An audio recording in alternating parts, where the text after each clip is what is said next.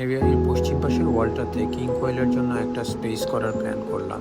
প্রথমে বড় পাথর দিয়ে এরিয়া সিলেক্ট করে ছোট পাথর দিয়ে একটা লেয়ার করলাম। প্ল্যান হচ্ছে তার উপর জিওশিট দিয়ে দেওয়া এবং তার উপরে একটা পাশ মাটি দিয়ে কিছু গাছ করা, যাতে তারা হাইড আউট করতে পারে, এবং ডান পাশে একটা জায়গাতে স্যান্ডবাথ করার জন্য একটু জায়গা রাখা। যা চিন্তা করলাম সেইভাবেই কাজ করে এক পাশে মাটি এবং এক পাশে বালি দিলাম, এবং এর কিছুক্ষণ পরই আমি কোয়েলগুলোকে ছেড়ে দিলাম। ছেড়ে দেওয়ার পর তাদের যে অ্যাক্টিভিটিগুলো ছিল, দ্যাট ওয়াজ টোটালি রিওয়ার্ডিং।